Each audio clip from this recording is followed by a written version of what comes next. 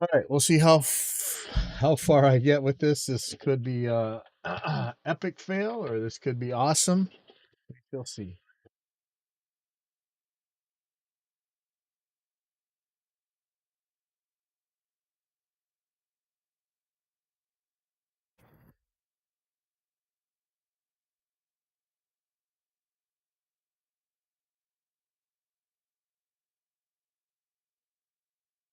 To be doing fret level and crown on this out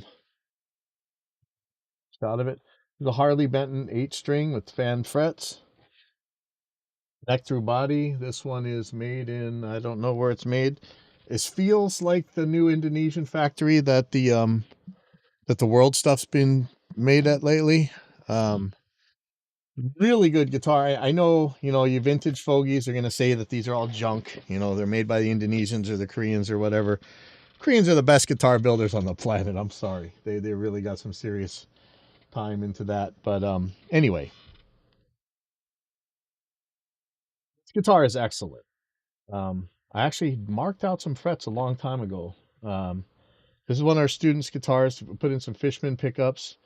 I think you got push pull pots to do the different stuff on here. I can't remember what it was, if it's phase or I think there's a phase switch and a humbucker single coil switch for each of these. These things will do 3 sounds each, which is kind of trippy. Um, so I don't remember exactly what options I put on it for him. He had wanted a certain thing.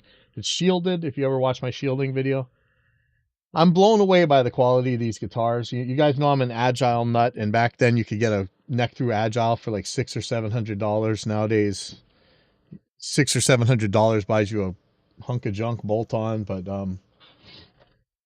this guitar is absolutely awesome. I know you guys. There's a lot of bad Harley Benton stuff, but I'm pretty sure this one's made by World or whoever. The guys who make all the. I want to say it's the PRS guys, but you guys know what I'm talking about. Um, so excellent work on this guitar. Everything is awesome. Has about the same type of frets as you'd expect from paying a lot of money for a guitar. So it could use a little bit of level. I got the new Z file thingy. We're going to see how that works. I'm going to take the strings off and then, oh, he has locking tuners. I forgot about that. Well, I was just about to grab whatchamacallit, a fire, the automatic string winder. Let me get rid of this one. You guys don't need to make my stupid face. Okay, here we go. So I'm just going to pull these strings. He's got locking tuners, so this should be a quick thing here. So let's go. They did give me new strings. Man, this guy is a rope. That is a thick piece.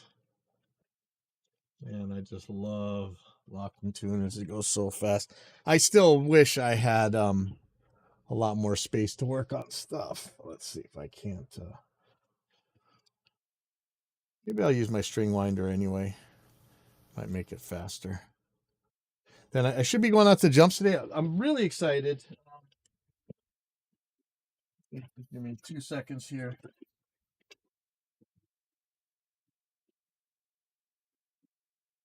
Now, I don't know if I should say this before I actually work with them and meet them, but today I found out that there is a shop in Hawaii that has a Plek, and I'm going to meet them supposedly at 2:30 today. So I might be going to meet a Plek machine in today, and I'm super excited about that. Look, I can do some of this work. I'm not a. It's hard to say I'm not a professional luthier. I mean, think of the guys' guitars I worked on. I worked on, George Lynch, whoever, back in the day. I worked on everybody's guitars.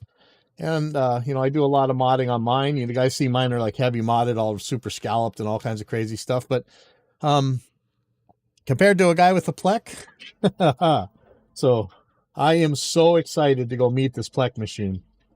It is so it's a company called BR Frets in Hawaii Kai here, and it's actually right by my dirt jumps. So I'm going to be going out to the jumps today. I don't know if you guys know Harry Leary died yesterday. If you're at BMX, you might know who that is. Pretty sad. The The news report said that he died in the Arizona desert from heat exhaustion. And look, we don't want to lose anybody. Um, but we both spent our important days in the Arizona desert.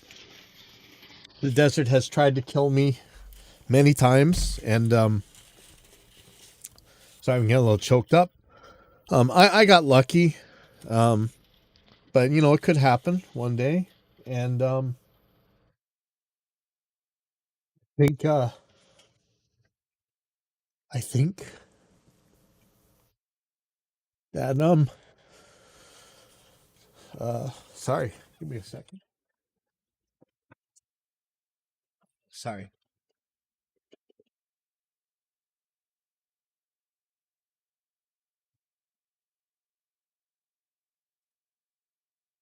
I think being able to say that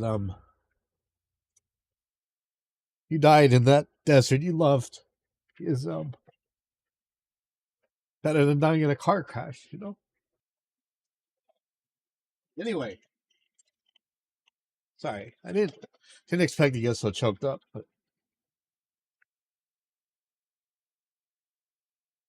there'll be a bunch of us riding today. I think we're all going to do the tribute, you know, the Leary, you know, if you know what that is. It's kind of like a look back on a BMX bike. Whenever we lose somebody, it's nice to do their tribute, you know, when we lost Vera, did the no-handers, right? So I'm just looking for my sandpaper.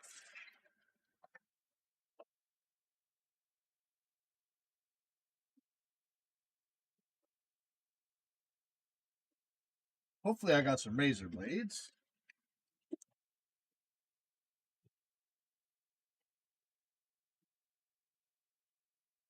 Ah, I don't know. This is actually the sandpaper is still in pretty good shape, but maybe maybe I should replace it. Need some alcohol. Yeah. So if you guys haven't seen the news about Harry Leary, and if you guys aren't BMXers or whatever, you probably don't care anyway. So I don't want to take too much time on that. But you know, we both spent.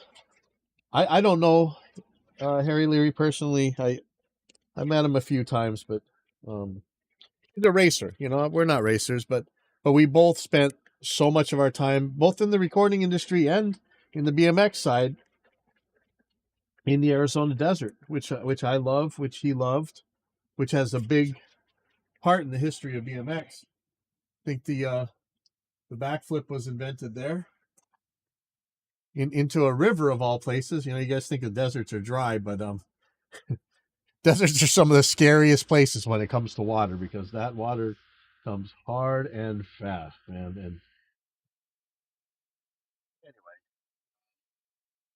back to this, so I'm just cleaning up this the sanding beam. Hey Ella, yeah, this is a I think this guitar is like $300 or something. It's on maybe I'll pull up the Harley Benton website, but it's you know if you think about it, so I'm pretty sure this was made in the Indonesian factory, but it's a factory set up by the same guys who, like, you know, all my they made a lot of the LTDs and things like that in back when it was Korea. This is my Agile. This is the guitar that I play all the time. Before the pandemic, oh, you got a 9 string. Wow. Um, these guitars were like $500. I put one of these Fishman batteries in it. I did a lot of stuff. There's a Shaler, Sureclaw. I changed out to a Godo tremolo instead of the Floyd Rose Special that was on here. And I think I put in the yeah, I put in the EMGs that switched to single coil. But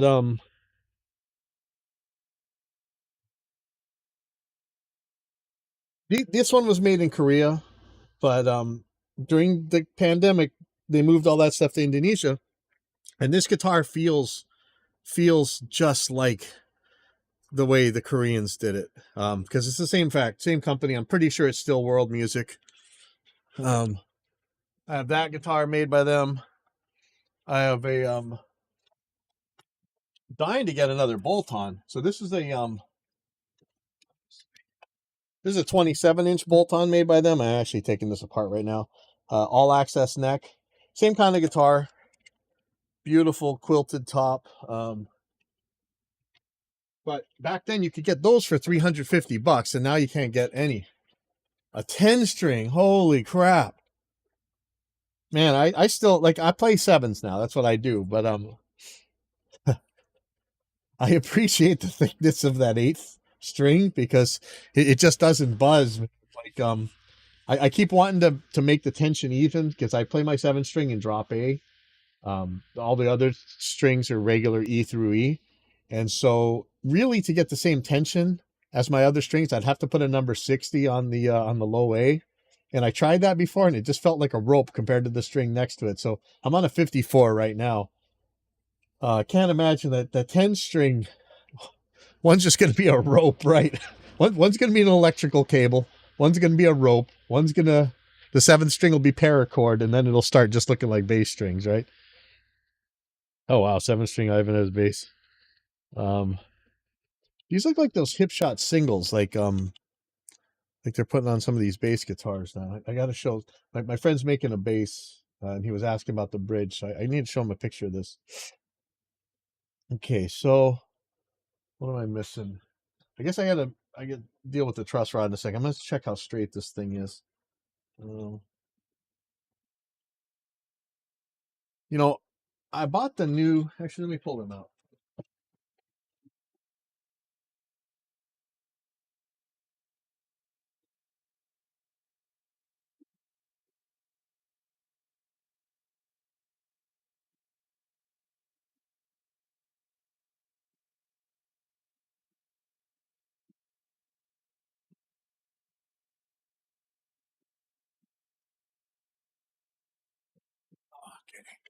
So if you guys haven't seen this,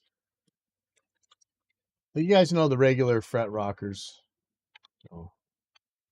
I did buy the Stu Mac one. It sounded like such a good idea. It's got a diamond file in the middle, and so you can rock it. And if you find a high one, you just grind it back and forth, and now you've taken out the bad spot. But you know, if I got the strings off and everything, I'm gonna level it with the leveling beam. My 10-string guitar is having a custom Floyd Rose me and my father made. Holy crap, man. So what, you guys got a machine shop or something? Oh, that is awesome. Okay. Now look, I'm a BMXer, so I have zero choice in the matter that when oil slick becomes available, as it did in the 7-string Floyd Rose Pro, that's oil slick. Because it's oil slick, I had to buy.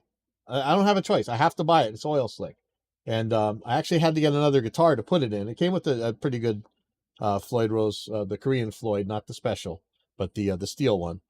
But I had to route this brand new guitar to throw the Pro in because the Pro is different. But it turns out that this thing is machined like crap. I expect way better from Floyd Rose, but it's garbage.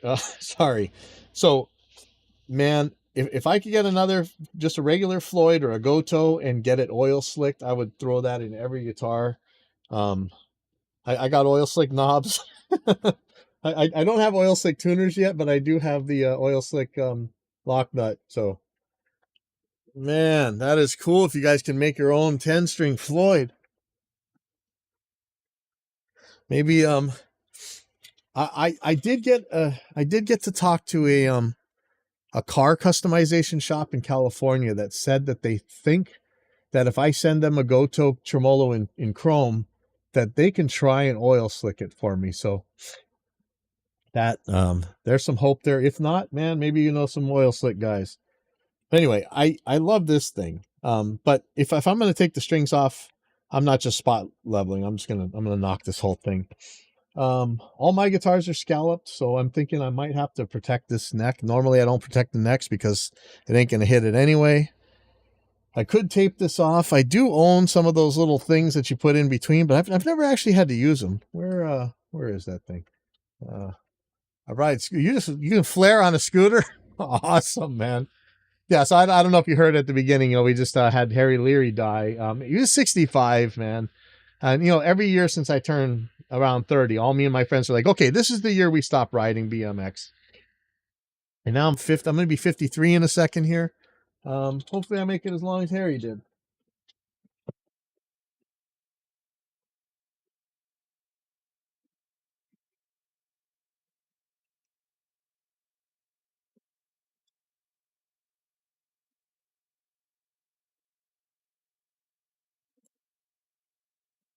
Somewhere I have those little fret protectors. I don't know that I'm going to need them. Okay, so first thing that I want to do, really, I should probably get this truss rod out and really make sure that we're looking at a level neck here.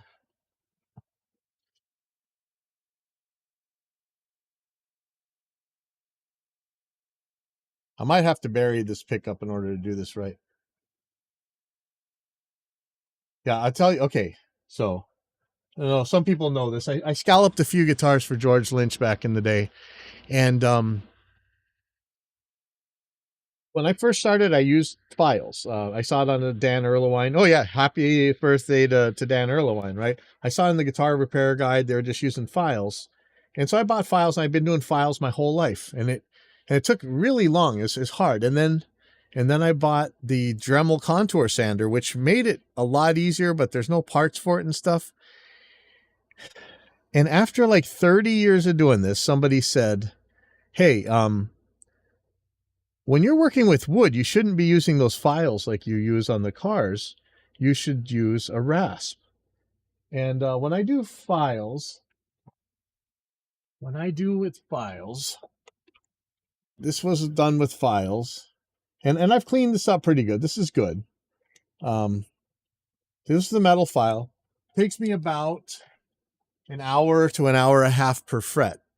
Cleaning it up and everything else. When I do it with the contour sander, it takes me about 7 hours for the whole guitar. Now, my friend said, when you're working with wood, don't use files, use rasps. And so for the first time in my life, I bought a rasp. I did this guitar, and it turned out ridiculously perfect. I just had to hit it with sandpaper after, and each fret took me about 4 minutes. Like my whole life, I'm like, man, I wasted how long of my life using the wrong files to scallop guitars. And man, it's so smooth. It's ridiculous. What a bozo, man. What a bozo. I've been using the wrong files all my life. Now I got I bought some cheap rasps off Amazon for I think $7, man. And now it is like the easiest thing in the world. So not that I want to scallop anymore, but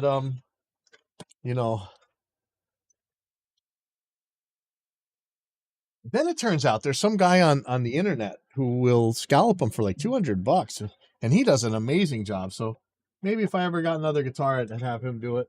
So I'm just going to pull the truss rod cover off here just in case.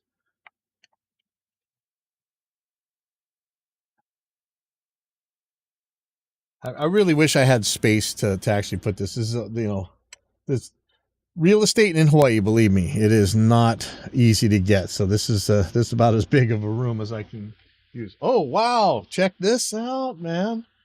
Okay, so if you were a cheapo making these, everybody's accusing Harley Benton of, again, I think this is made by World Music, but you know how people feel about Harley Benton is pretty much like Behringer.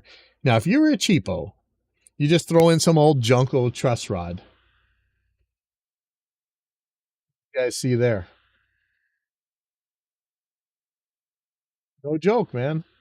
Dual truss rods. I didn't expect to see that. So when I pulled the strings off, I expected to see the neck either back bow pretty far or at least get a lump. When I pulled the strings off, this didn't do much. So this is almost like back in the day, the PBR or whatever, the zero tension neck. 2 truss rods, man. Don't mess around. I've never dealt with 2 truss rods before, so I'm a little scared to turn it, but we shall see. Yeah, I had a Carvin that got left in a Navy locker in Guam, and so its truss rod went bad. And I'm like, For $16, you can buy one of those hot rod dual action truss rods. Why would the guitar companies put junk truss rods in, you know? I mean, this is one place to get it right at the start, you know? It's not even expensive. Just do it right. Okay, so I'm going to bury this pickup a little bit if I can.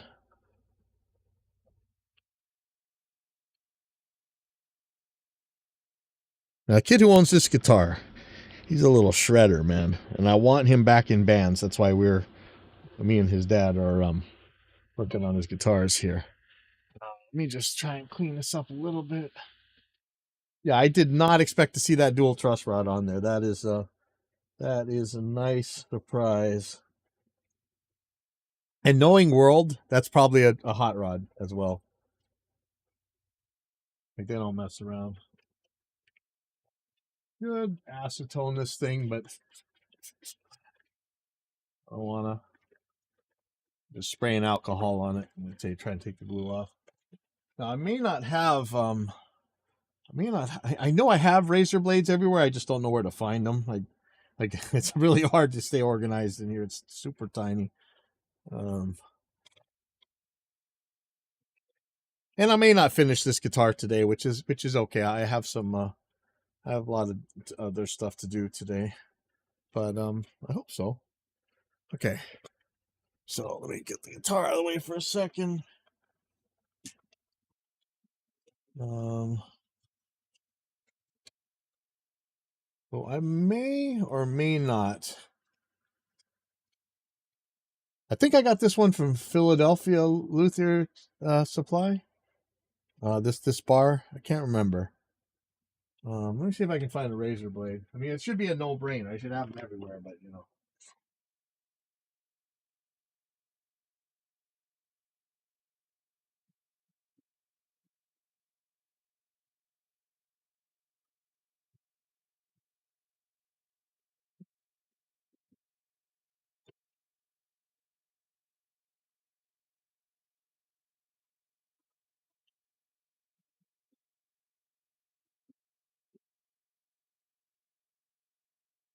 All right, guys. I'm just looking for my razor blades.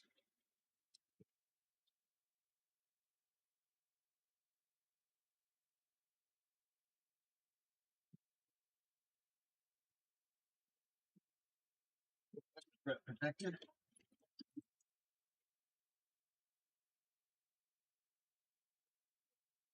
Not sure if this one will actually fit an eight string, but maybe, who knows?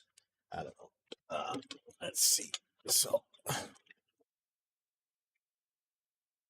have you ever done a sunburst stain? I love stains. I've never done one, but I like looking at them. Man, I used to like looking at the Carvin catalog and all the blues and greens they would do. Okay, here's a razor blade, so if I have to, I can use that. And I know I shouldn't have loose razor blades in a box that you stick your hands into like this, but I suck. So what are you gonna do? I'm probably not going to touch that truss rod. It really seems like it's straight. And that's the thing. If you got dual truss rods, or back in the day when you had those stabilizing rods in there, you're really hopefully getting to a point where the strings and the truss rod and the wood aren't doing much. They're just staying put, you know.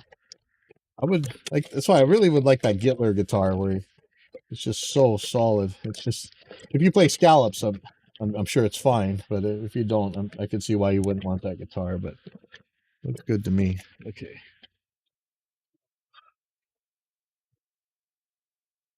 You did a tobacco burst. Okay. Yeah, I saw videos of how people do it. It's really interesting. My eyes are going kind of bad nowadays, so this process right here is going to be kind of silly. So let's see. Yeah, I didn't get it on the. All right, give me 1 second. I gotta get a tool.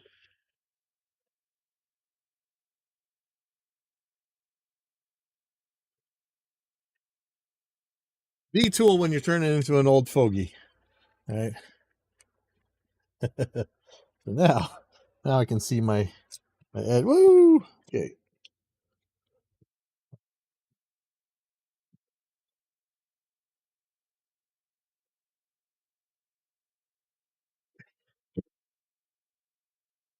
Um, Here's pretty straight. So is that enough to fold over? Yeah, barely.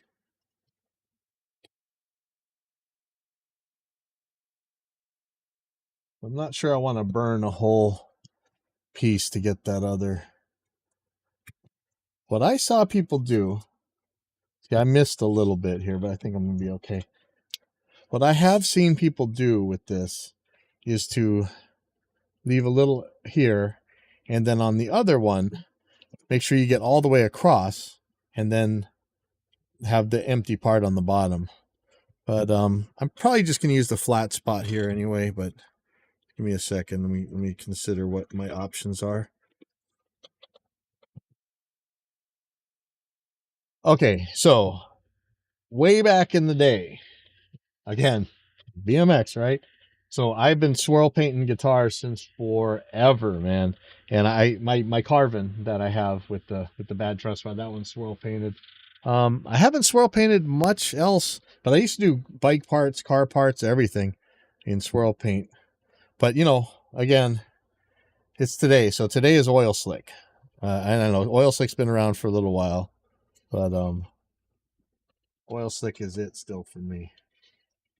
And then I like the Galaxy stuff too a lot. I would like to have a Galaxy guitar. But I would like to have an entirely oil slick guitar too. So there you go. Okay, so I'm considering. Yeah, you know what? Let's do that.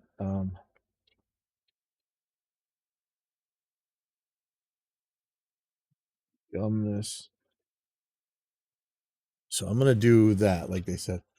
Maybe my guitar fretboard with a gray dragon stretching from the tendons. Holy crap! And see, I don't got. I was looking at the how to build your own inlays. You know, because I scallop my necks, I destroy all my inlays, right? But I went and bought some of those fret the glow in the dark ones. Um, and I've had pretty good luck. I put them in pretty bad because I didn't think I was going to do it right, so I just kind of did it by eyeball. So I made it pretty bad, but now all my guitars have the Luminlay fret markers on the side, and then I bought off of Amazon. It's like $5 or something for like 200 of these 6mm dots. So that's this.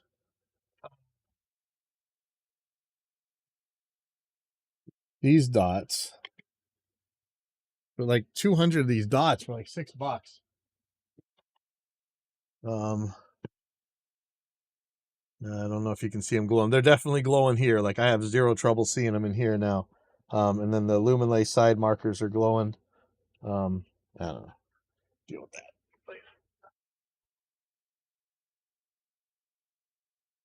I was happy. That's about as inlay as I can get. So let me get this folded.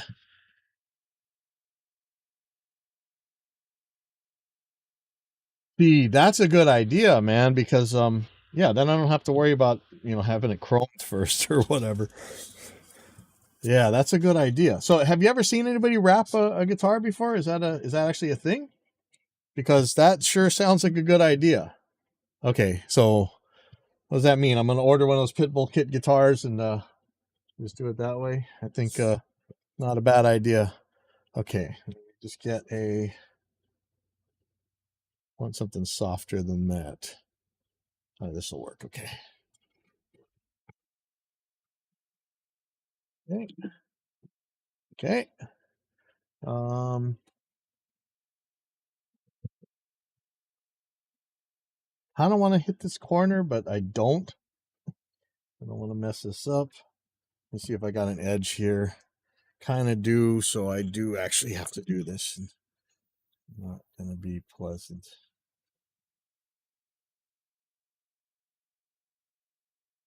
Go.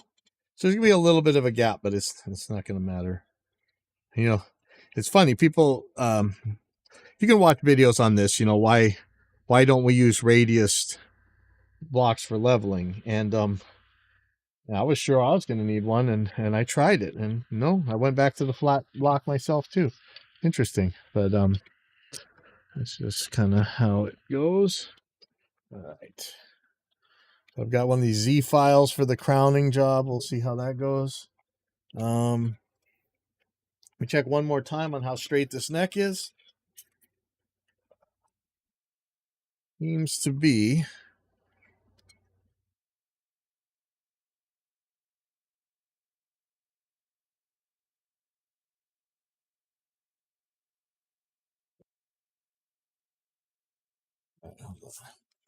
So turn this light on. There we go.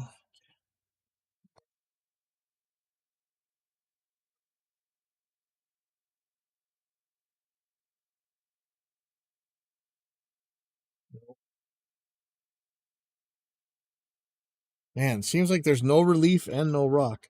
I kind of want to knock some back bow into it just so I can feel it rock, and then I can take the rock out of it. But man, tell you, it feels straight, and I guarantee it's the dual truss rods going on here. Wonder if this thing came with a truss rod wrench, because these Allen wrench ones aren't always the greatest. Yeah, now I'm I can't stop thinking about wrapping a guitar in oil slick. I've seen a Dodge Challenger done that way. So what's going on with this?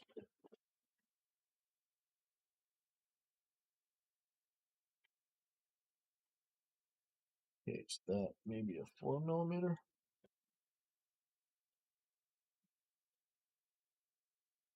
The thing is, I want these things even. I do not want to make a twist in the neck. I've never used a dual truss rod before, so I don't want to screw up here. But what I do want to feel a back bow, and then I want to ditch it. So I'm gonna go quarter, tiny little bit of a turn. Ooh, one's a little bit looser than the other.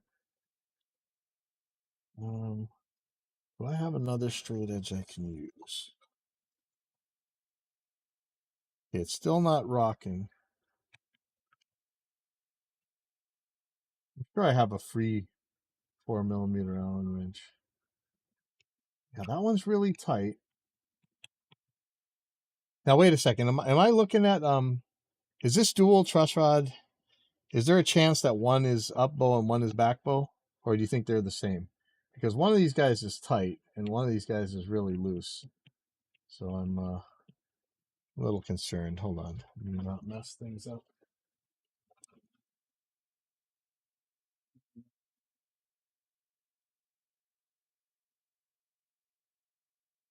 I can get this 4 mm in there. Maybe not.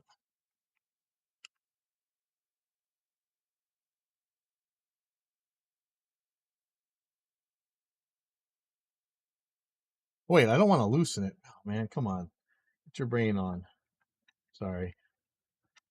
Yeah, I wonder why this one's so loose. I'm wondering if these are to do different functions, or if it's just so much more stable with two rods that they got it close, and that's all that really mattered. I wouldn't be surprised actually.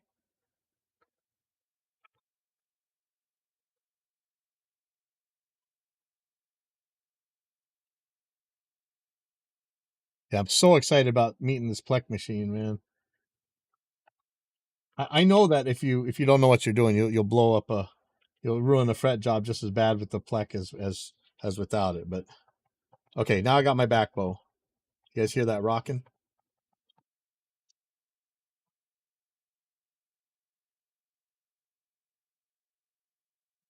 Okay, so I'm gonna loosen this one so it don't rock anymore.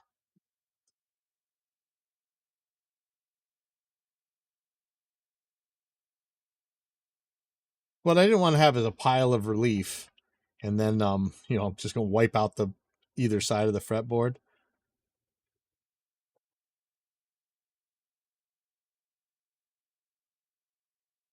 And fan frets are so confusing looking. It looks like a perspective, like you're looking at the Arizona highway, you know. So, um, I think that's about as flat as I need it.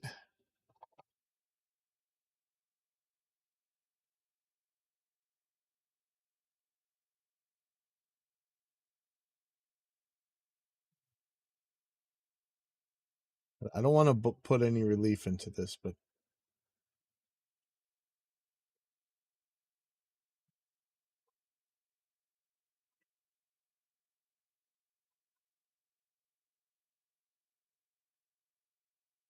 yeah, it feels like that's just barely putting the back bolt on. So I'm going to loosen it a tiny bit. And that should be good. Okay. So next thing you do, mark this with fret. Man, this ain't a chisel tip. But I got to go buy another one. Oh, here we go.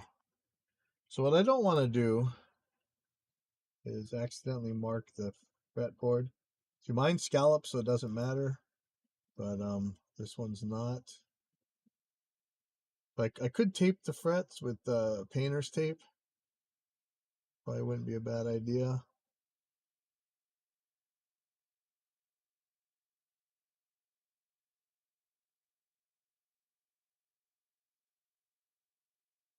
Feeling that nasty spot right there. I tell you, as cheap as these guitars are, man,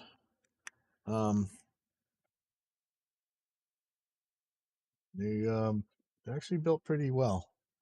Let me see if I can get some more light on here. Okay.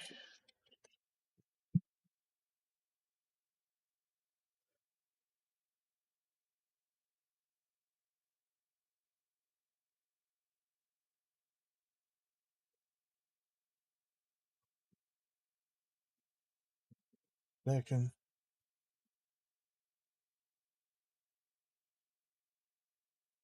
Oh, what did I do? Is this whew, is this pen leaking? I think it is.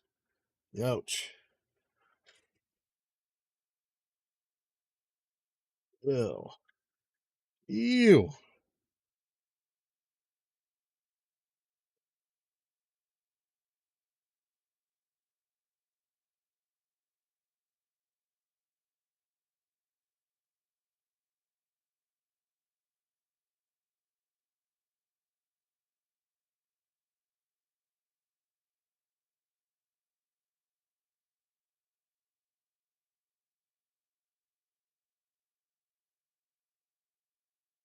Picture of this real quick.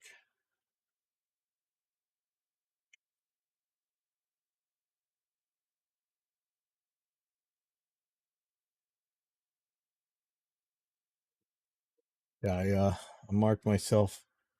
The bark of the baboos.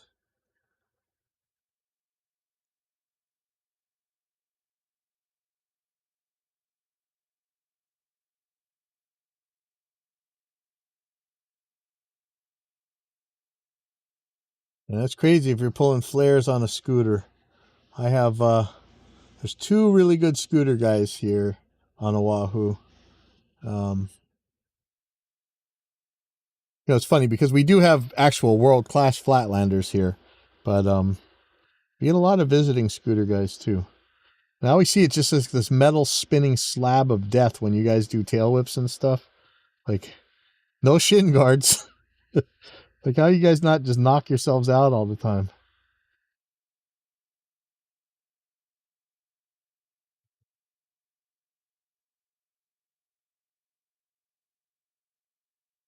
Marked all the fret tops. I tried blue. I know a lot of people swear by different colors. Um, tried blue. I tried red. None of them seem to work any better, and it's just easier for me to be able to get black. I can go across the street at Longs and get black Sharpies, especially the chisel tips, because man, the chisel tips makes this so much faster. Okay, so I have a couple hours, so I think I'm going to be okay. One of the things you want to watch out for is busting this busting the nut.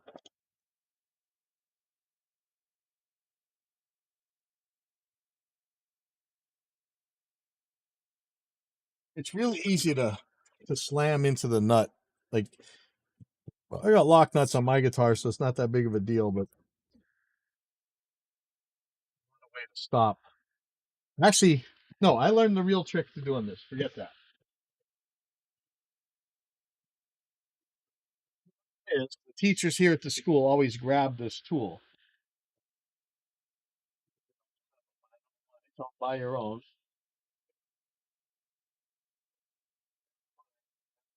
Can't find it. Hold on. So I heard the trick is just throw a capo on there, and then you won't break the nut. So how about that? I don't know what's gonna happen on the fan fret. We're gonna find out, but I think that'll be safer. Okay. So you go for it with the make sure I'm not gonna hit this pickup. Okay. So I'm gonna use the wide end at first. We're gonna see what happens here. It's gonna start at the end. I'm gonna use the see the fan frets are really gonna mess me up here because normally I can tell exactly where I'm going, but I'm just gonna use the weight of this thing to see at first. Really dicey about whether I'm getting near hitting a pickup. Man, that is way too close for me. If I do this right, it's not gonna hit, but I'm gonna bury this thing anyway.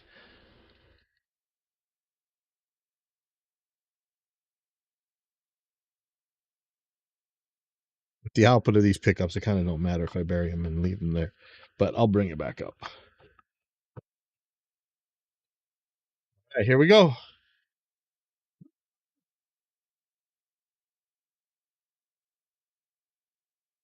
Clear.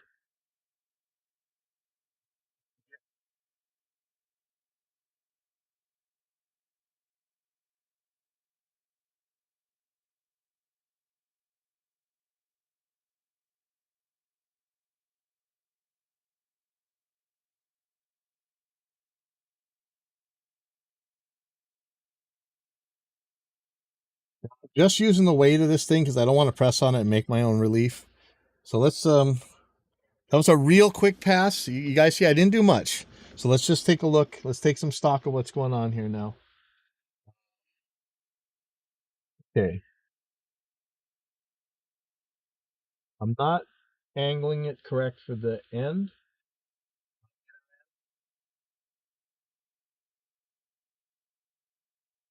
Looking pretty straight.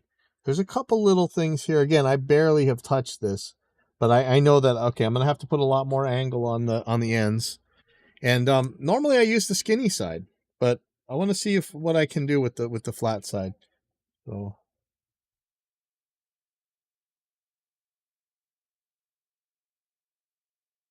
and I'm trying to follow the the neck's the tiniest bit wider here. This is a pretty uniform neck, but it is a little bit wider at the body side. So I'm trying to compensate for that.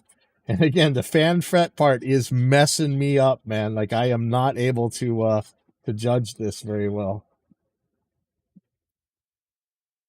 But I'm really not putting any weight into this thing.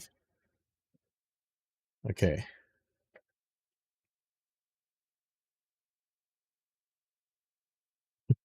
Okay, so normally when I do this, I don't see any lines from the sandpaper. But because this is a fan fret, I'm seeing diagonal lines.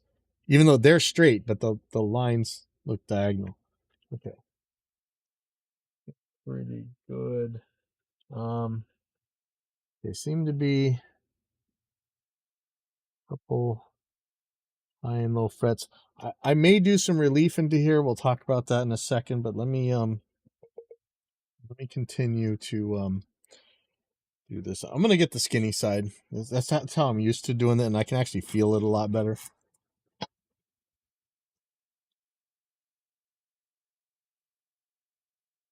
I can actually see it a lot better.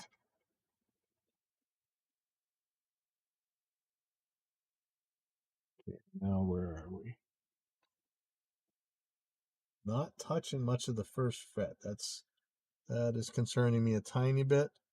Everything else is starting to look pretty even.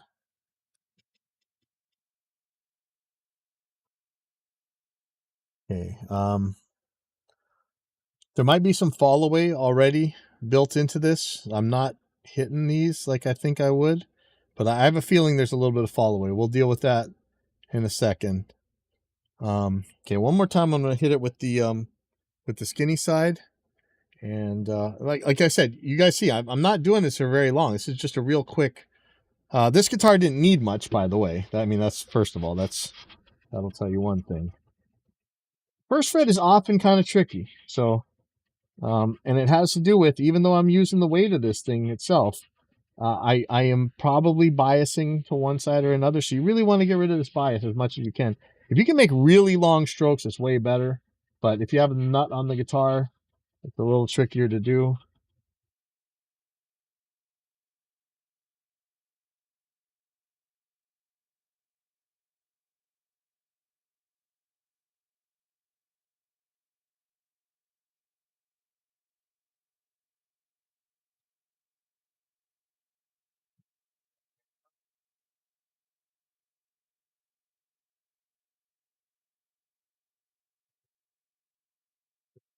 First fret, second fret's got a little bit of funny blocky on this on it. We're missing these frets. Okay, I'm gonna hit it one more time with the fat part. Then I'm gonna knock in some fall away. I don't know where my my Intuos pad thing is. It should be in here somewhere, but I'm not exactly sure where it is. Otherwise, I'd show you what I mean by the fall away if you don't know what that is. Basically, when you're looking at the guitar neck,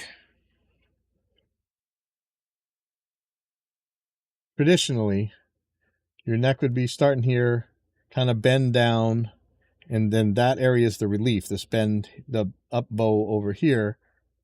And then once you get like 15th fret or so, you want it to kind of fall away so that you got some space for the upper frets.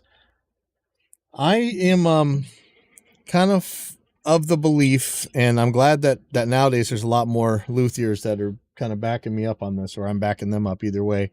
That relief isn't really something needed or actually desired for somebody who plays up and down the neck.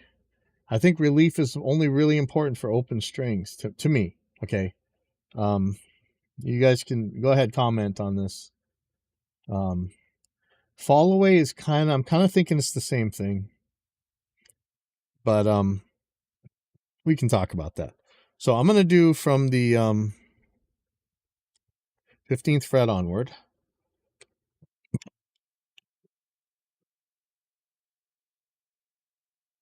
I'm going to do a little bit of fall away, and I really don't know how I'm going to do this because this fan frets. So I'm going to take this very slow, and I'm going to be extremely conservative with this.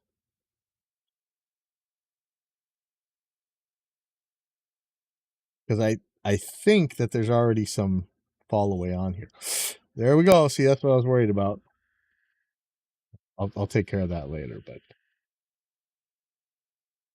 finally mark the fretboard. So the way I'm going to do this, this ain't going to be easy because this is not the way we normally do this. Because these frets are fanned, I can't do what I normally do.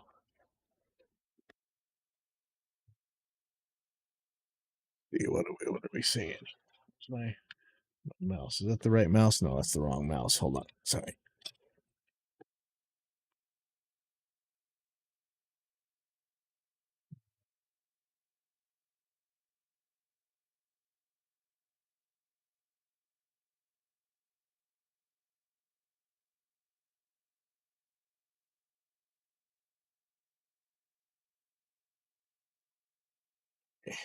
So the way we normally do this, bap, couple turns of tape, and I'm talking skinny, man, like not gonna add much. And I'm just gonna create a little bit of a ramp Normally I do 4 pieces of tape.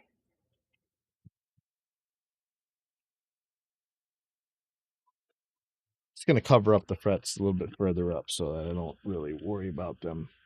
That's not going to be part of the ramp.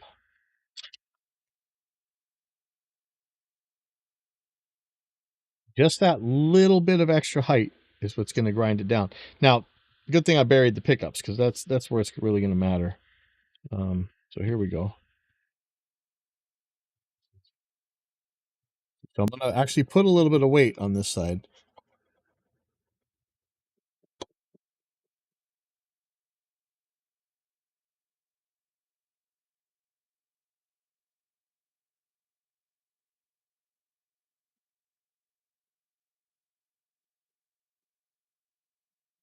Yeah, and see, this is what I'm worried about. Because it's fan frets, man, it's just not, I'm not able to predict it the way I normally would. Okay. A little tricky. Okay.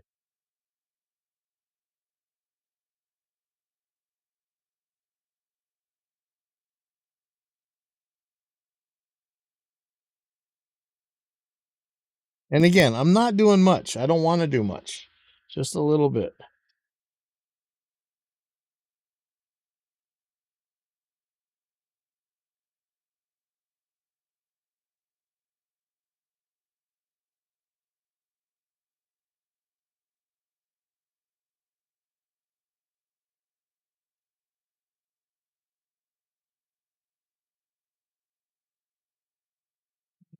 Let me grab my rock real quick. I just want to check what scale length this thing is.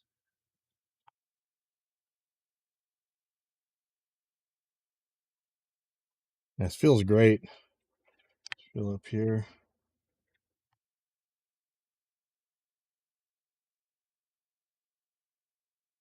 You guys saw how little I actually did on the sanding on this. That's why you guys can make fun of the Harley Benton stuff all you want, but no, it's pretty good, man. Sorry. Like it was pretty straight from the factory. I remember marking a couple bad ones, but it wasn't anything you'd worry about. It's not like what's any worse than what you're going to find in any really expensive guitars. That's it. That's as much fall away as I want to do. Everything's looking good. I'm gonna completely mark these frets again, and then we're gonna start crowning.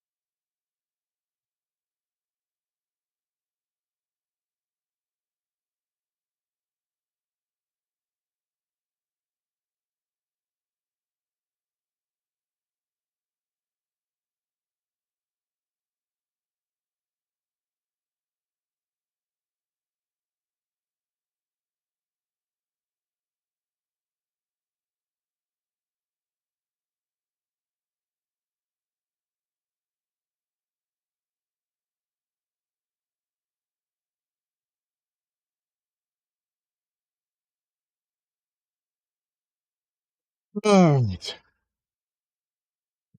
These.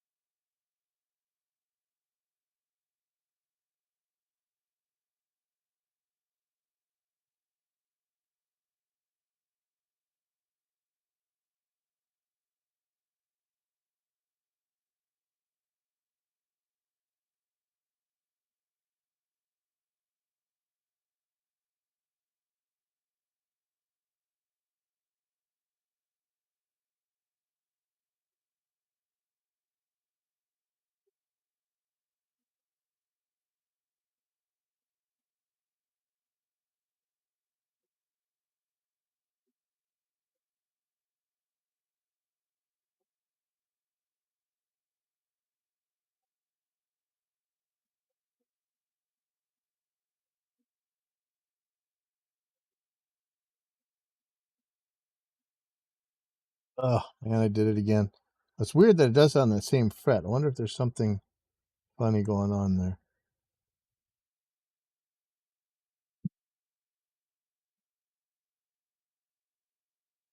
Okay. Now, so I'm going to be using the centered Z file from StewMac. And as is typical of StewMac, there's very little information about how you're actually supposed to use this thing. I've bought every traditional crowning file I could find, and every single one of them knocks the tops off of it, even though they say that's exactly what they're not supposed to do. Um, these Z files and those tone bone ones, they have a shape that just doesn't let you knock it off, which to me is just way more sensible. And that's why I understand with the really good luthiers that use the 3-corner files. I could see that's why they want to do it, because they don't have to worry about knocking the stuff off. But so far so good with this one. So let me there's a wide end and a skinny end. I'm not sure which one you're supposed to use. Um I think you're supposed to use both. With the offset one, I think you're supposed to go one way, then turn it around, do it the other way. But when I use this thing, it just seems to work. So let me see what we got going here.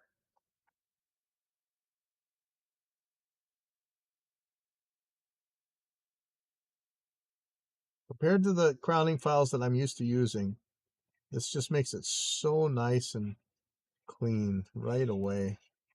Yeah, that is nice. I don't know if you guys can see this. It's probably not enough zoom power on this thing, but it's just making a perfectly nice line here. And I don't think that the skinny one's going to let me change anything. I'll try it in a second. Let me just go across this real quick. That's like a work of art, man. Like, I love these files. I love them so much. Let's see if the skinny one does anything. Nothing. So what I'm thinking is that you could possibly corner, angle. And I've done this a couple times, but I don't want to knock the top off, so I'm being real careful with this. Kind of put it up against it. Just put a little bit of angle on to get the fret a little bit sharper. Yeah, that actually works. But it doesn't take much. And this is one of them diamond ones, so it cuts both ways.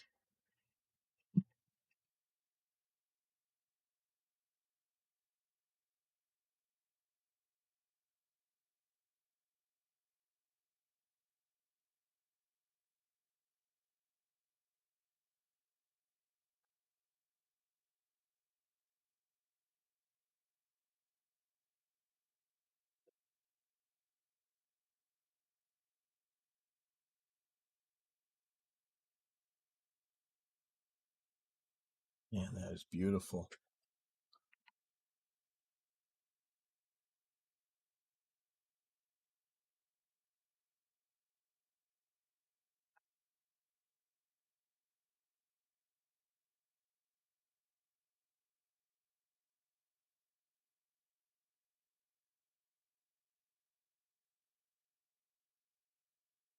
Yeah, perfect. It was really trippy, man. Oh, I just wish I had so much more space. This angles are really getting me. This fan fret thing. Let's see what happens if I just give it a good press. So that's 4. I'm gonna do 4 to 7 and see what happens.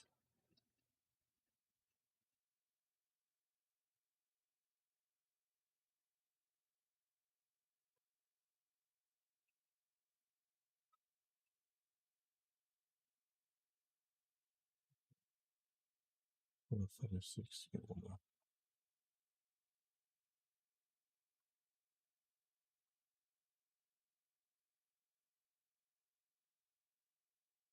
Yeah, let me see what these look like. I have some bigger magnifying things too, so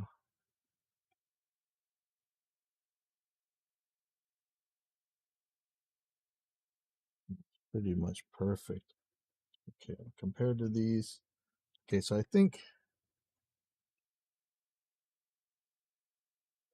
Let me try doing a little bit of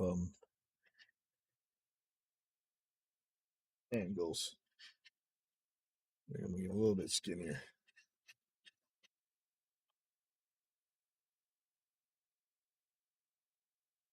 People are starting to show up at the school, so see what's going on here.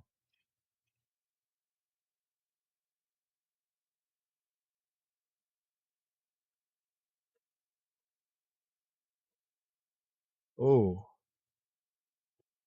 wow, that makes it way better. I wish I had a better camera for showing you this.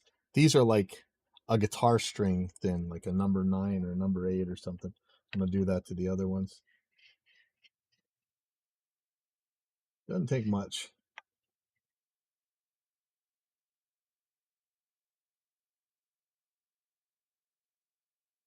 Perfect. Okay.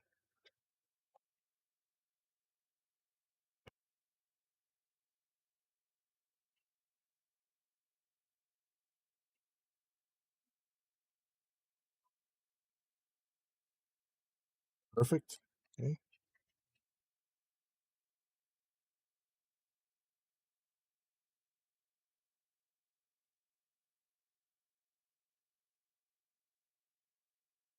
Wow.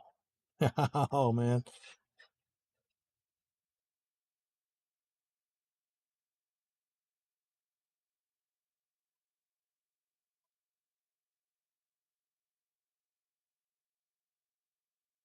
Yeah, I love these Z files. I might try the other ones too, but the centered one seemed like it was the bozo proof one for me, so that's why I got this one.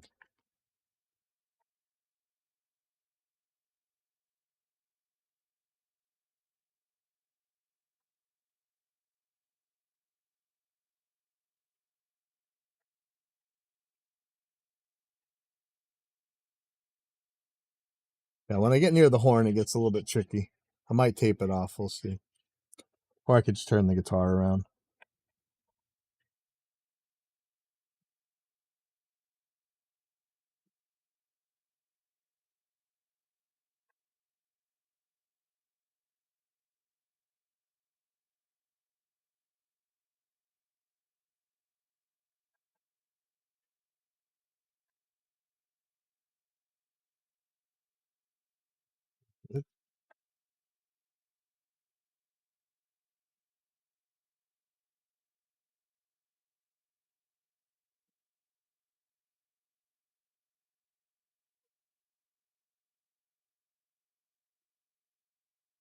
Really considering just turn the guitar around. Let's see. So that is fret 13.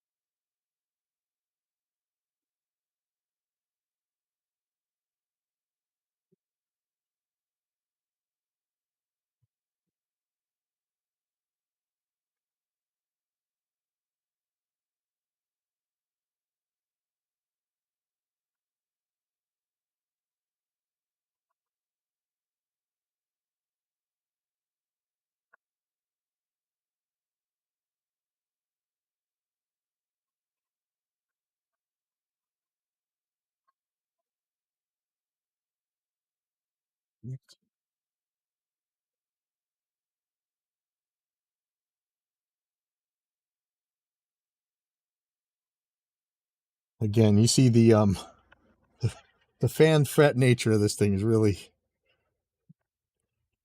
messing with me.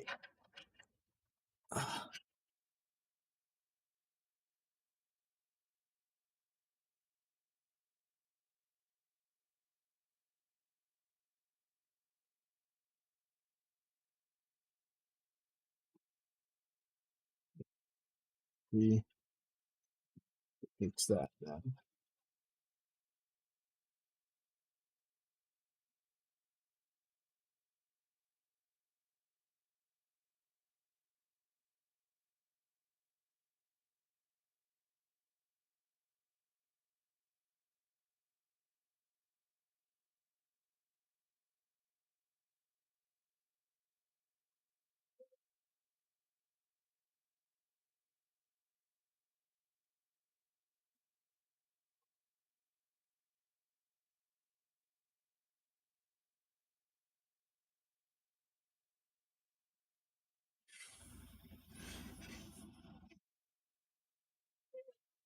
So I'm having the opposite problem, right?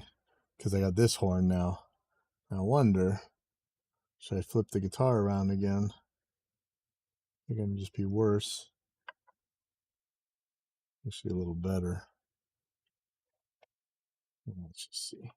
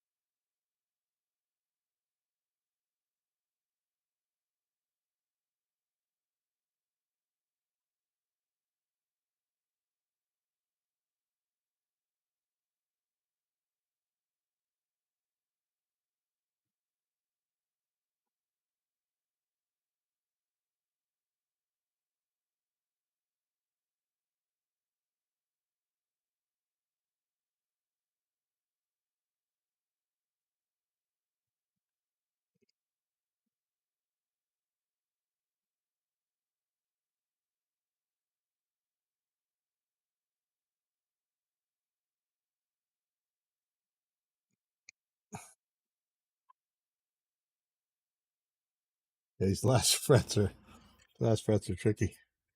Okay.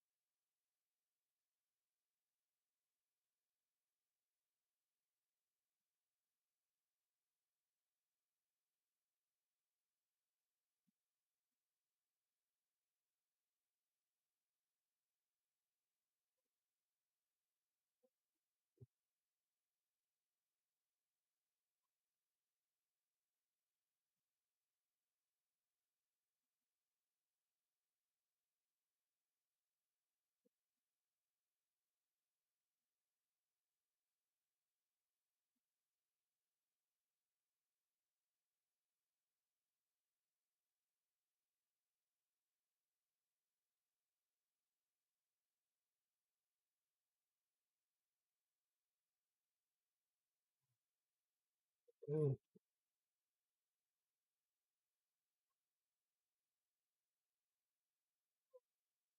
Man, this looks really good. Man, I really used to struggle with crowning. And this file just completely got that back. I ordered a cheap crowning file off of Amazon, the regular kind, and I tell you, it doesn't work any worse than the expensive ones I buy. But these Z files are a whole different thing. Totally different story.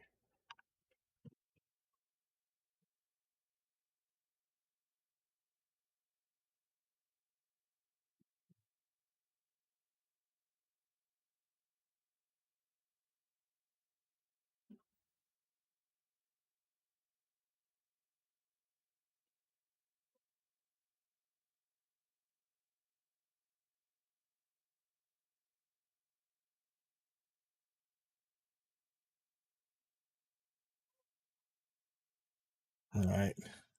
I think so. The crowning is good. I'm gonna have to clean these up.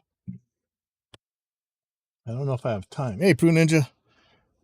Um, well, yeah, I think I do. So, what is it gonna be? Well, where'd that thing go? I had those fret protectors. I do not think that's gonna fit this 8-string, but it's not like I haven't been wrong before. Here we go. Oh, it fits. Okay. I think I have a couple different ones of these. They might be in my backpack. Let me see.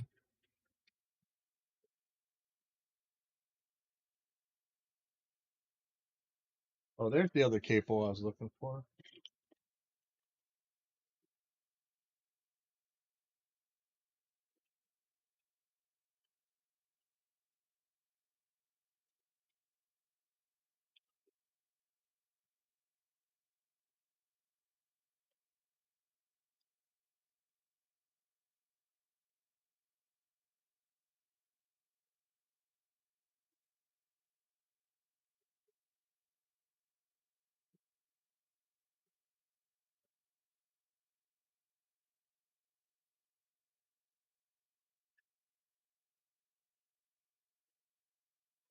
All right. Well, I don't see one. I did find a brush.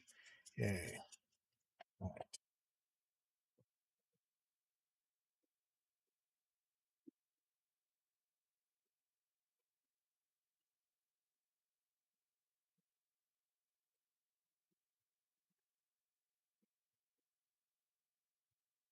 Well, I guess this is the wide one because this is the skinny one. It fits. I guess maybe it was meant to work with the base too. All right. So let me find. I have a piece of paper. I have a piece of paper that tells me my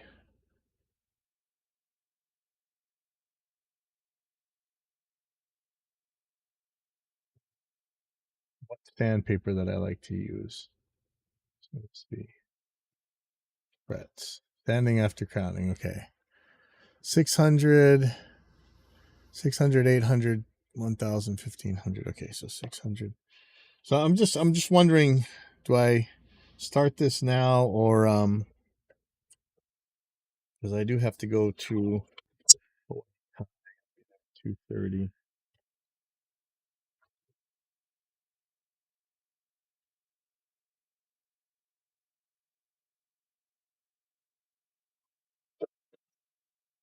Wondering if I want to start sanding this now. That wouldn't hurt.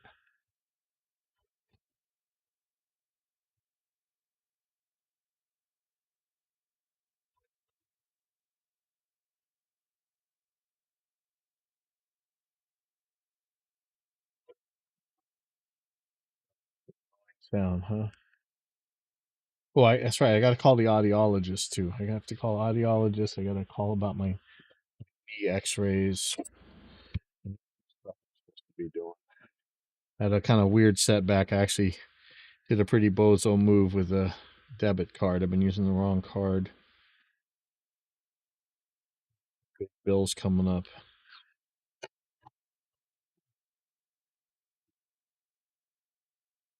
Yeah, I live super frugal, so I don't have to worry about it, but pay some stuff. So.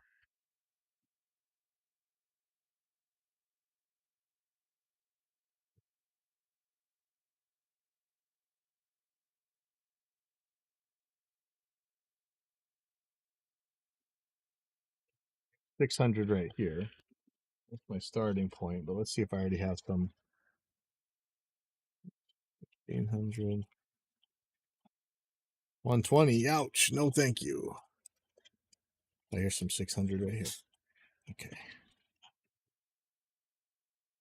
I don't normally use fret protectors, so this is going to be it's going to be an experience. Ah, okay. So check it out. This thing does fit once you get up here, but at the very end of the neck, it doesn't really fit. See if this one fits. No, not really. All right, well, do what we can. Um, cut this up.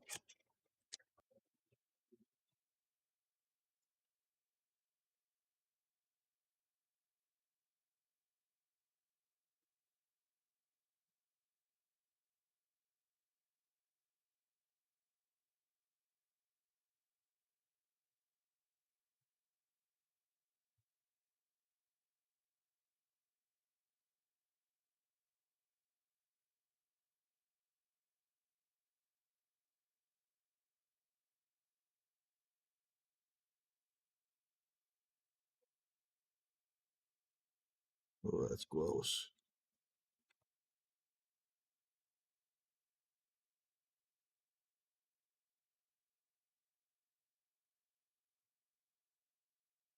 I can't do this the way I'm normally used to, so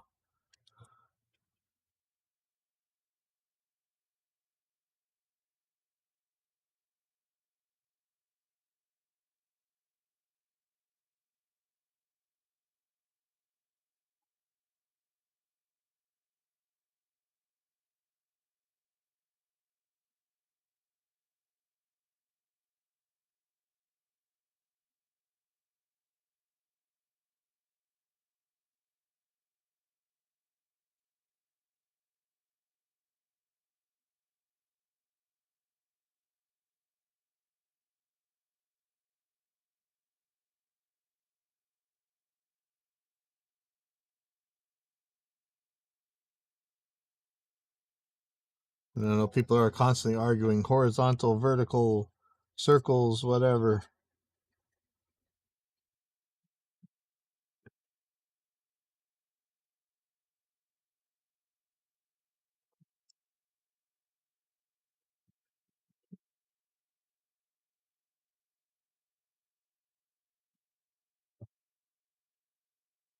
Oh yeah.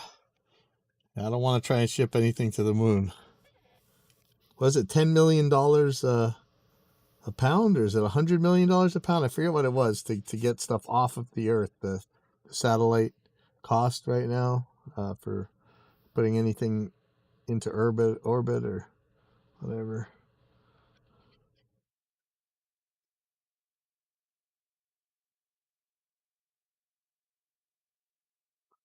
Yeah, because I use scallop necks, I never use these fret protectors. So whatever I do with the sanding just makes my scallops nicer, you know. So, but not so in this case.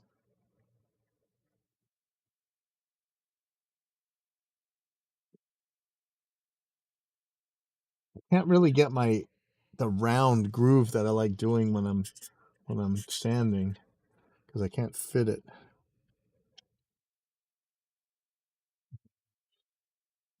So is it going to fit now?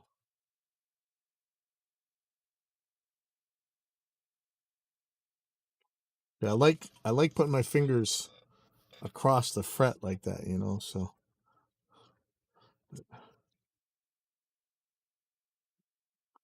don't matter too much.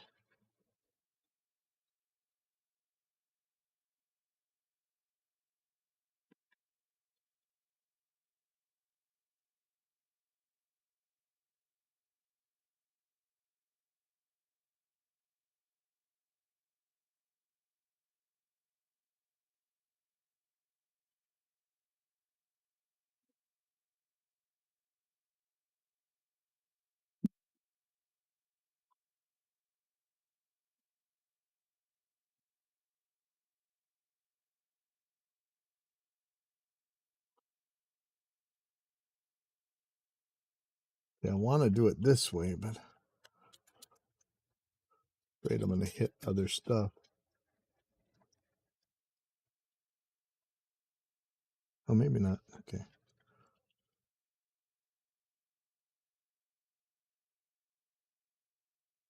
No.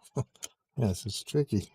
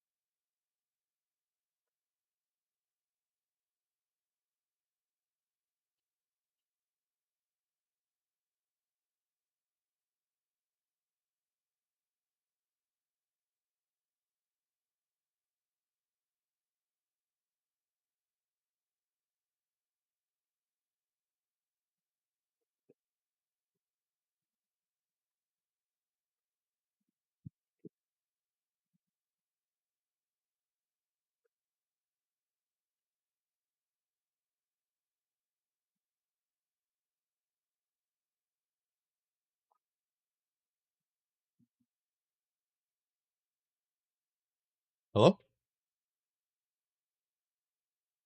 Hi. Hi.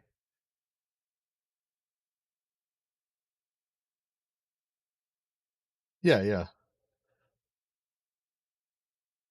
Oh no, I'm not there today.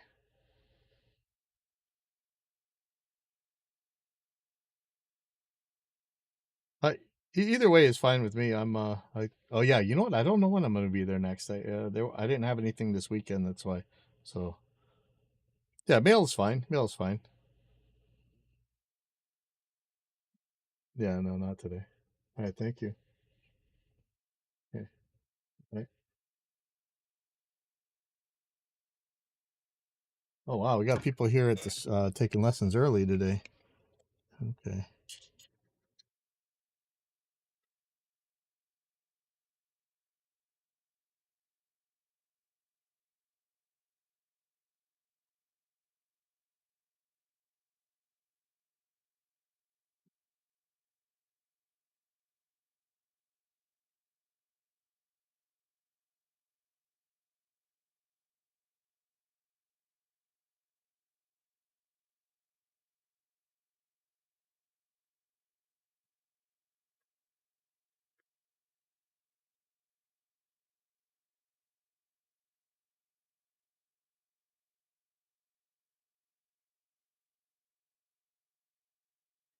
Yeah, I know this is like watching paint dry, right? Yeah, Pooh Ninja. I don't know if you saw. I think this is like a $300 or something 8 string Harley Benton from Toman or whatever. A neck through body, really good frets. It was good already. There was a couple high and low stuff, but nothing more than like honestly, you'd find the same thing on an LTD. I know people say these are all junk, but this thing is it's awesome, man. I don't know.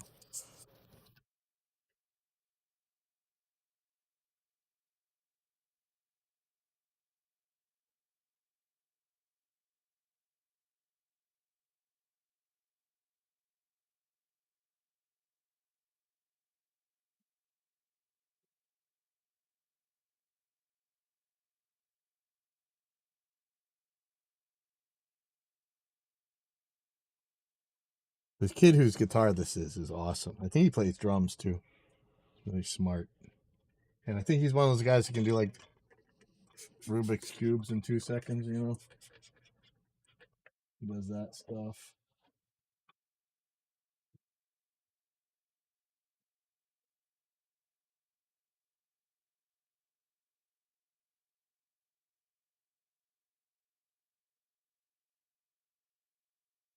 Okay, so 800.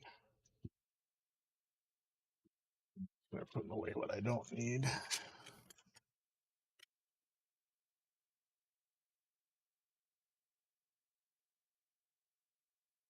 180, I definitely don't need that. 2000, I'm gonna need. 240, I'm not gonna need. 500, I may need later. 150, I do not need. 400, I don't need.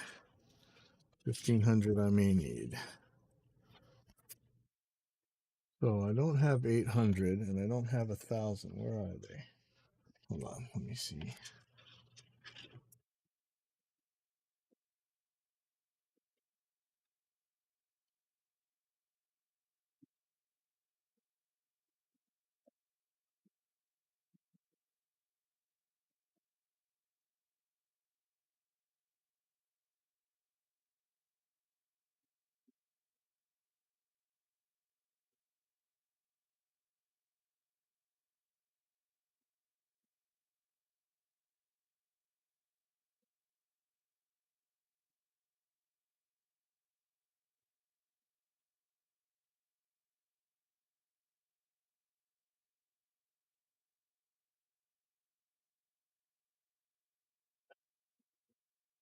I have a little bit of 800. I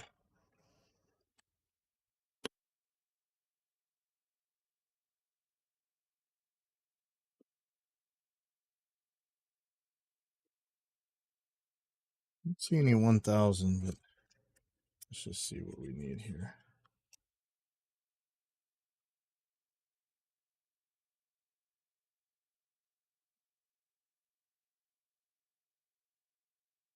Yeah, I'm gonna have to go pretty soon. We'll see how far I get.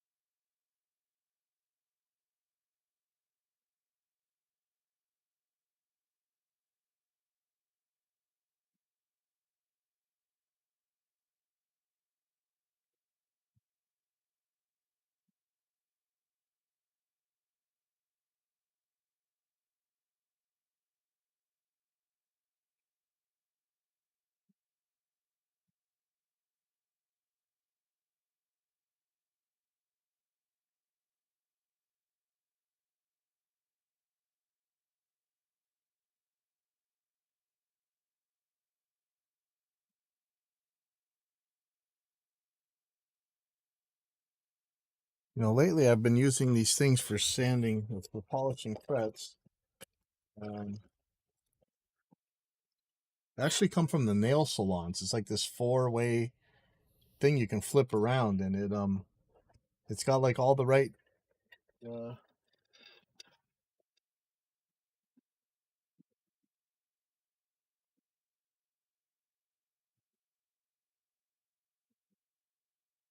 2000. Oh yeah. Well, this one's kind of dead, but this thing has like file, smooth, buff, and shine, and it actually works pretty well. I'm gonna hit this with the sandpaper for now because I'm paranoid, but I might end up just using that. I swear that thing gets it nicer than the sandpaper just does. Nail salons are expensive, so uh, no. But those things cost like $3 at the drugstore.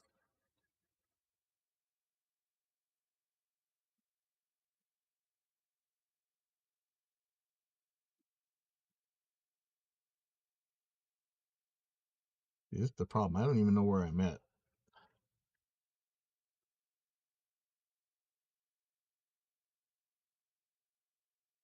I'm not really getting low on as low on the thread as I want to because of the protector.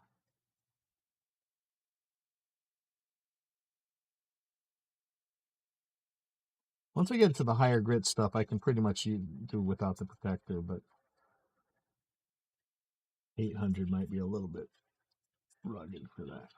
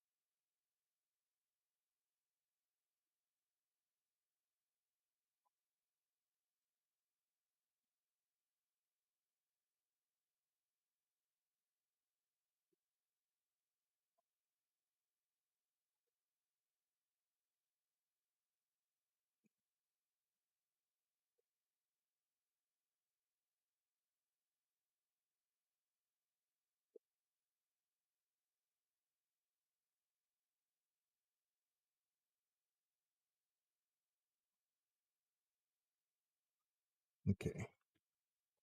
For some reason, my AC doesn't seem to be doing what it's supposed to do. So let me check.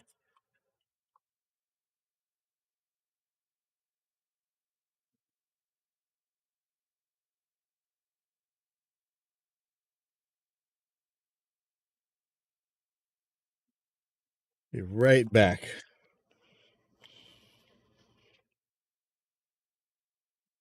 See what's going on at the school real quick. Hold on.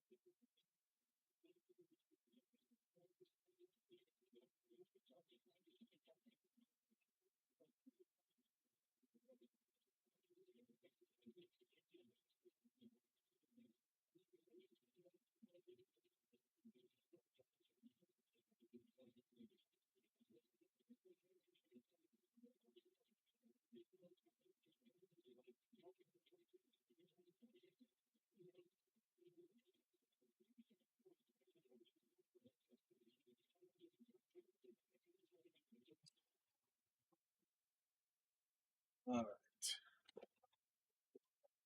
Real quick. I know this one's kind of old and dead, but let me see if I can just use this on here. Um,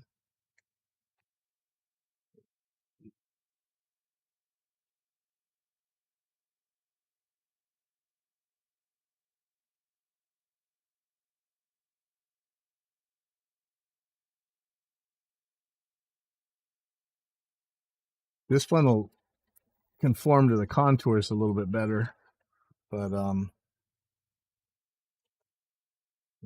it's really old. I should get a new one.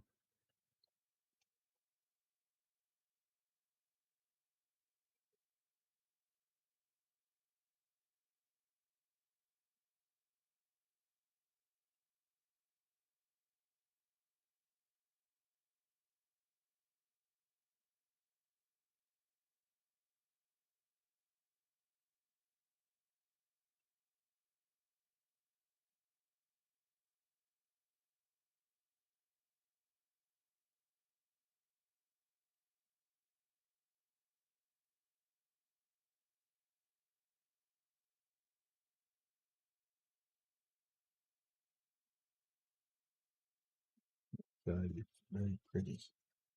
So that was file, smooth, buff. Okay, so here's buff. I barely feel it doing anything, but I have a lot of like marks that I got to get rid of from the crowning, and don't really seem to be getting rid of them.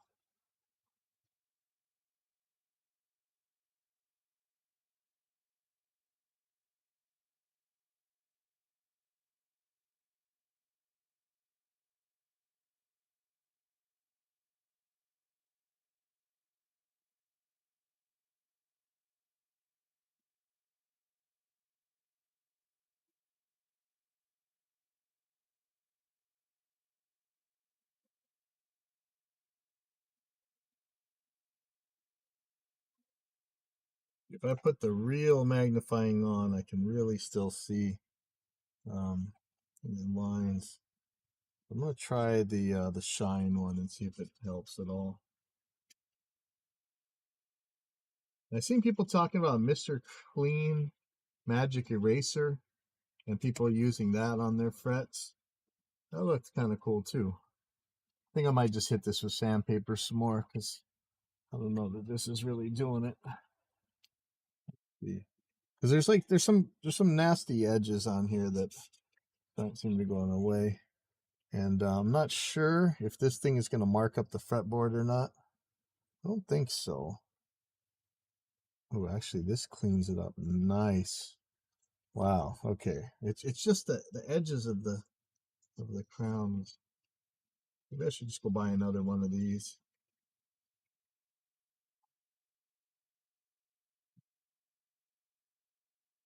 Give my next size is 1,000. I don't know if I have 1,000. I definitely have a 1,500. Let's see if I have 1,000. Okay, no, I don't. Let me try a little bit of this 1,500 and see what I get. Again, I'd really like to make it contour.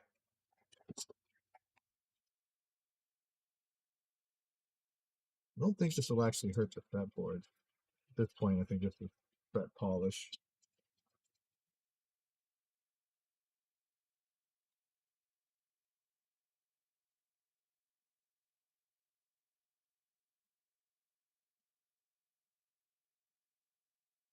It's not getting rid of the really nasty scratches.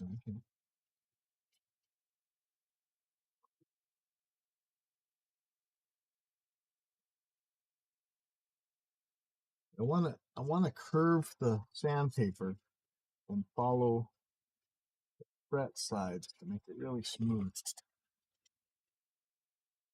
Yeah.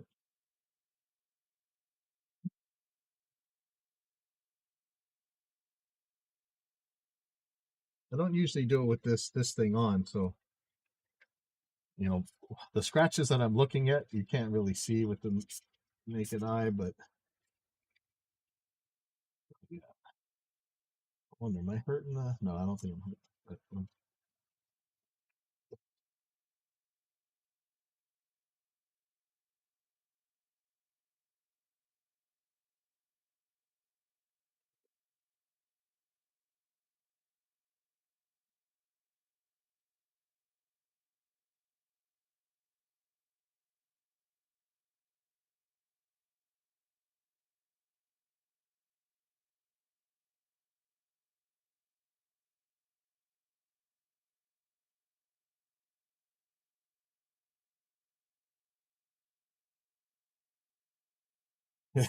Relicking paper. Well, I'm hoping that this all comes off when I clean this up because yeah, I definitely don't want it to look like that when I'm done, but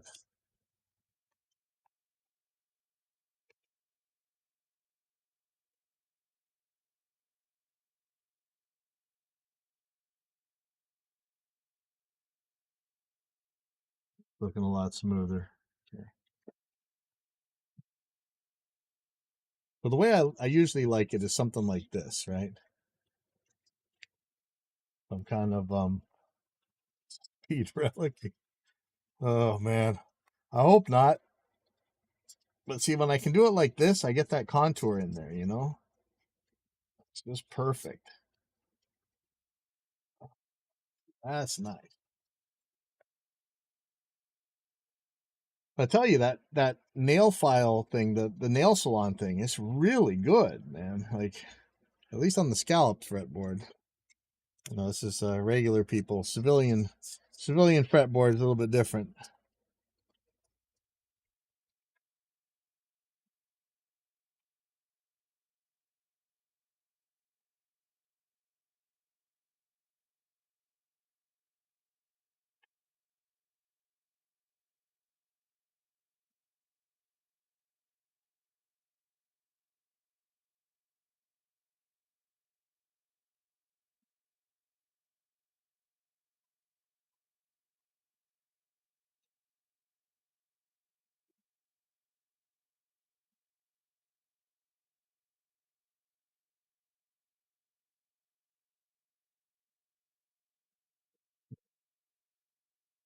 All right, that's looking a lot better.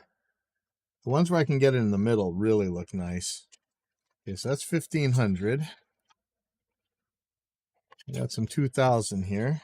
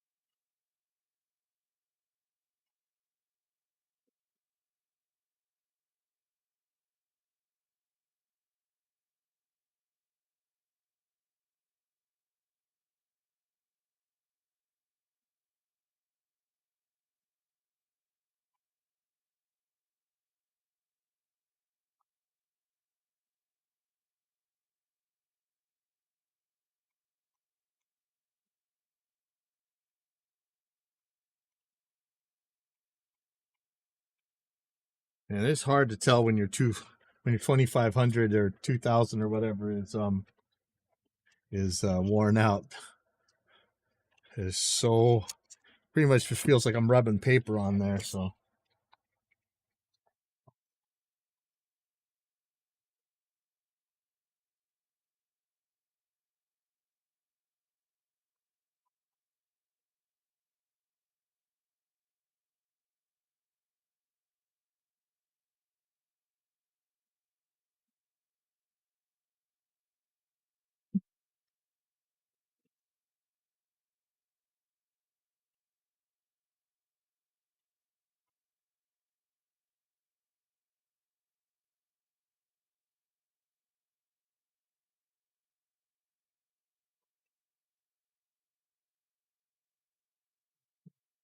two thousand, yeah, 2000, 2500. Man, now we're getting crazy.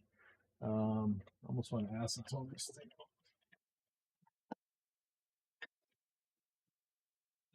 Oh me, I've never known. Oh, oh, here it is.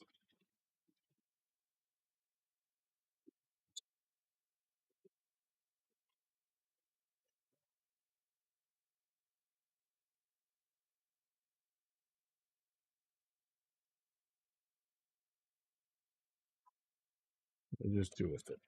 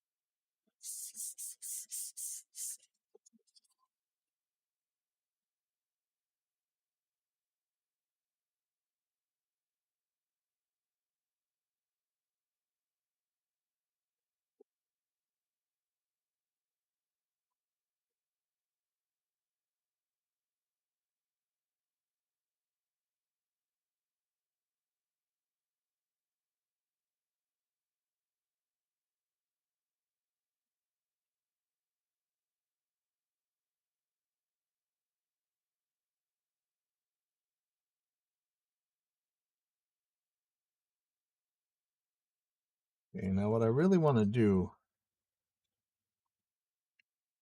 In fact, I have 3000. Yes, I do. Okay, so this is what I want to do. Throw that away.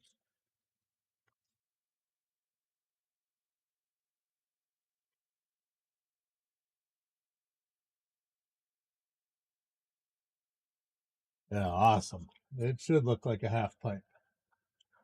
That's never mind those like mellow scallops, man. Get it looking like a half pipe for real.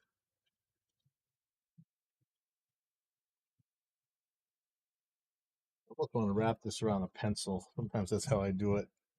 Oh, it looks like they're doing drums. All right.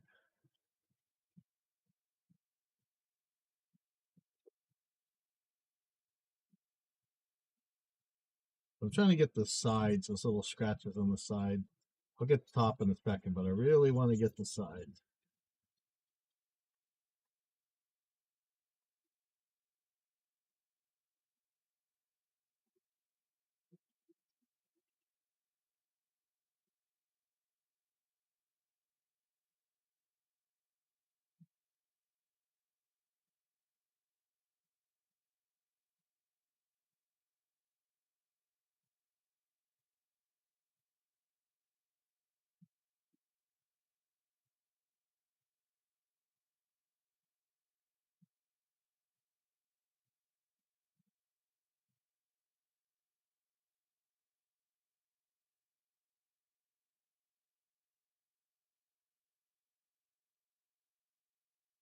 Yeah, sometimes I'll wrap this in a pencil and do it, but I think that's too, it doesn't conform and contour enough that way. Oh man, that one got stuck under a fret. Okay, that could be a problem. We'll talk about that later. But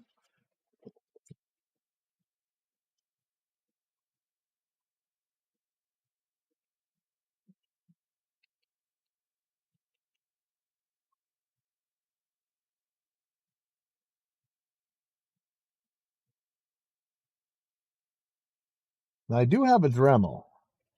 I don't have any jeweler's rouge or anything, but I've seen people use Dremels to do this. Um, really polish these things up. I haven't done that. I probably should. I do have a Dremel. I could buy some rouge someplace, I'm sure. But I've always been pretty happy with it like this. Okay, so now we're going to get into the ugly stuff. Let's see what happens. I don't know if this stuff is still active. Oh yeah, it still smells right. I'll take it from the bottom.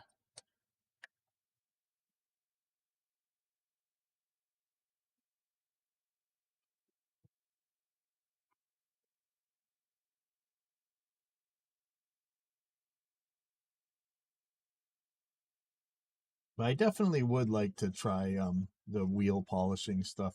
Maybe I'll order some of that when I get a chance. I'm going to be strapped for money for a little bit. I made some bozo moves and I have some car stuff to fix. So I say, lucky I live frugal.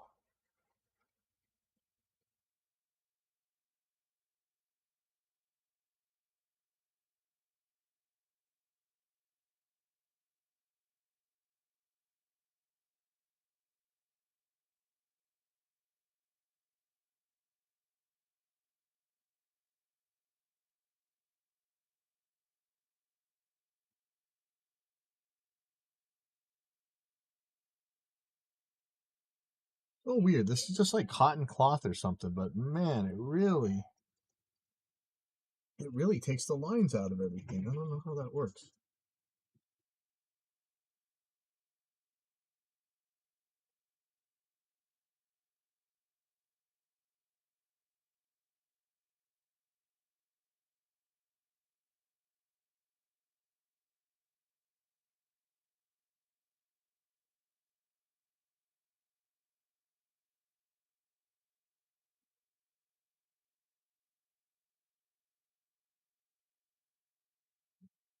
The fret ends look so pretty.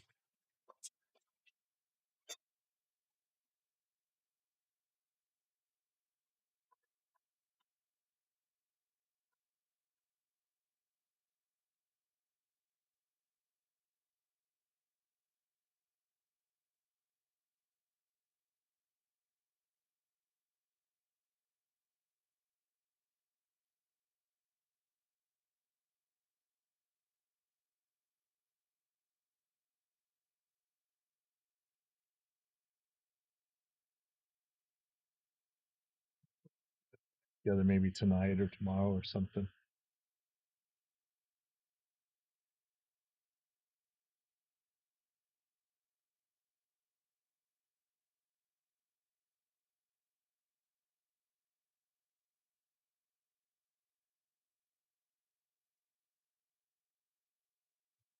As far as I'm going today, there was some stuff about I really wanted to talk about. Lately, we've been doing a lot more. I've been doing a lot more live stuff, and our for instance, our plugins are going to be available for like SoundGrid and stuff. We're working on getting to the DSP version, but you can already use it with the software version. As far as I can tell, people are already doing that. They've been telling me how it's working or how it's not working. Um, but man, I'm doing so much more live sound nowadays because for the first time in my life, I'm healthy enough to do it. And it is crazy how many people still got their heads stuck in the 50s. And I really want to talk about that when I get a chance. I'm stuck for time today. So I'm going to clean up this fretboard with the whatever that Burt's or whatever, the feed and wax. But this is looking pretty good. I think it could be smoother. Maybe I'm gonna buy another one of those 5-in-1 or whatever, the nail file things. I really like how those things polish. It's really nice. But for now, I think this is good for today. I'm gonna go put this stuff away. And thank you everybody for tuning in. And normally we're talking about recording and stuff more than guitars, but with my newfound health, I get to play on stage, so I'm doing a lot more guitar stuff. So I know we're doing more of that. I will see you guys later.